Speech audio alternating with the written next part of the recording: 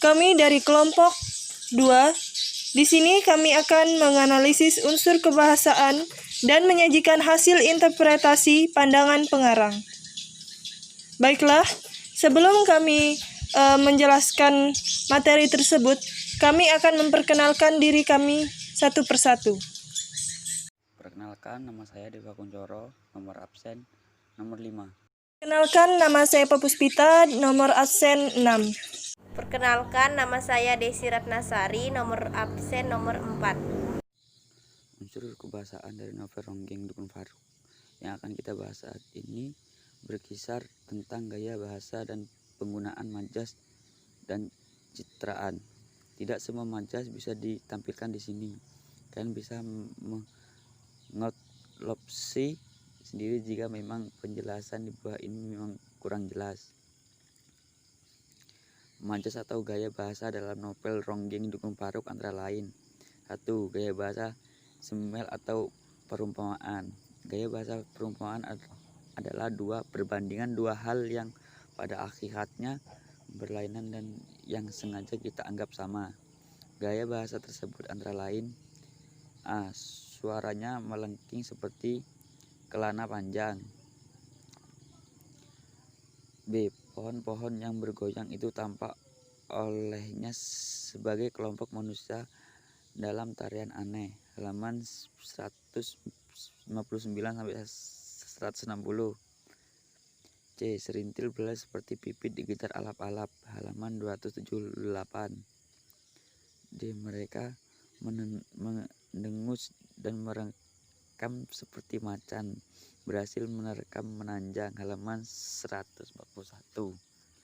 Gaya bahasa metafora. Gaya bahasa yang digunakan kata-kata bukan berarti sebenarnya, melainkan sebagai lukisan yang berdasarkan persamaan dan perbandingan. Dalam trilogi Ronggeng Dukun Faruk ditemukan majas metafora antara lain sebagai berikut. 1. Ketidak daun kelapa. Halaman 14. Ini saya akan melanjutkan bacaan dari teman saya yang bernama Deva Kuncoro. 2. Gaya bahasa metafora. Gaya bahasa yang menggunakan kata-kata bukan arti sebenarnya, melainkan sebagai lukisan yang berdasarkan persamaan dan perbandingan. Dalam trilogi Ronggeng Dukun Faruk ditemukan majas metafora antara lain sebagai berikut. A. Ketiak daun kelapa. Halaman 14. Majas atau gaya bahasa dalam novel Ronggeng Dukun Faruk antara lain: 1. Gaya bahasa simile atau perumpamaan. Gaya bahasa perumpamaan adalah perbandingan dua hal yang pada hakikatnya berlainan dan yang sengaja kita anggap sama. Gaya bahasa tersebut antara lain: A. Suaranya melengking seperti kelana panjang. Halaman 9. B. Pohon-pohon yang bergoyang itu tampak olehnya sebagai kelompok manusia dalam tarian aneh. Halaman 159-160. C. Serintil berlari seperti pipit dikejar alap-alap. Halaman 278. D. Mereka mendengus dan menggeram seperti macan. Berhasil menerkam menjangan. Halaman 141. 2. Gaya bahasa metafora. Gaya bahasa metafora yang menggunakan kata-kata bukan berarti sebenarnya, melainkan sebagai lukisan yang berdasarkan persamaan perbandingan. Dalam trilogi Ronggeng Dukun Faruk ditemukan majas metafora antara lain sebagai berikut. 3. Gaya bahasa personifikasi. Gaya bahasa personifikasi adalah gaya bahasa kiasan yang menggambarkan benda mati atau barang tidak bernyawa seolah-olah memiliki seperti manusia. Contoh majas tersebut dalam novel Ronggeng Dukun Faruk antara lain sebagai berikut. A. Ketika angin tenggara menyapu harum bunga kopi yang selalu mekar di musim kemarau. Halaman 13. B. Dalam kerimbunan daun-daunnya yang sedang dipagelarankan harmoni alam. Halaman 111. C. Namun api dan kesumat telah menunjukkan keangkuhannya di Dukuh Paruk. Halaman 260. Baiklah, selanjutnya akan dibacakan Saudari Desi. Di sini saya akan melanjutkannya. Di sini saya akan membacakan interpretasi terhadap pandangan pengarang. Interpretasi terhadap pandangan pengarang adalah memberi kesan kepada pandangan pengarang baik berupa apresiasi maupun berupa kritik. Nilai-nilai dalam novel. 1.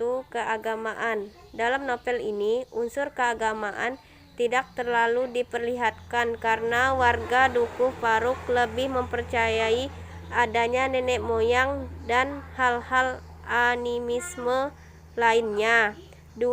Nilai kebudayaan.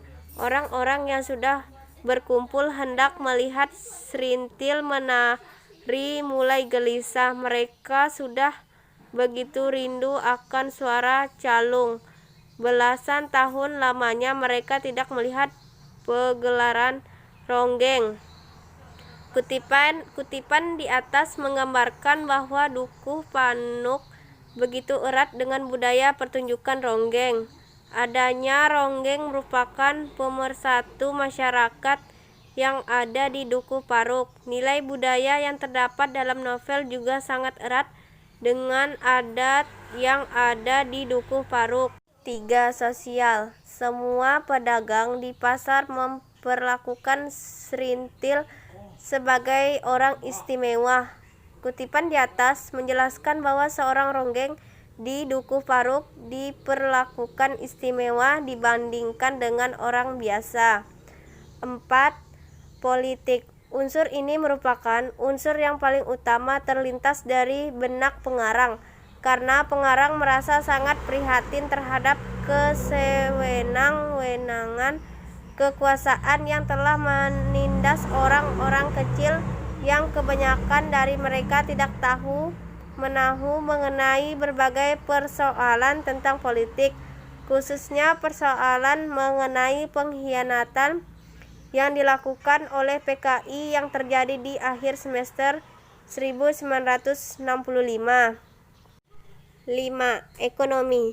Masalah yang ingin diangkat oleh pengarang diantaranya adalah mengenai masalah ekonomi yang dialami oleh masyarakat.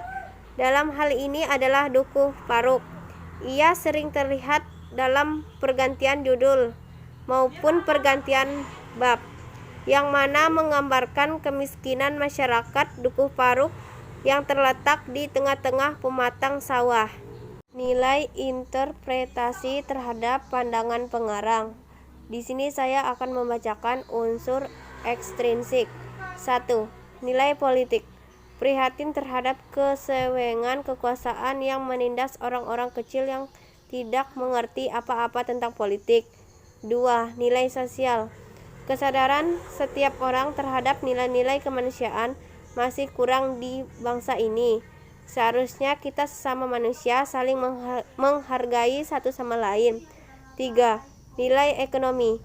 Kemiskinan yang terjadi di daerah terpencil yang seharusnya mendapat perhatian dari luar bukan hanya dibiarkan tetap seperti itu, hidup di dalam kemiskinan dan kelaparan.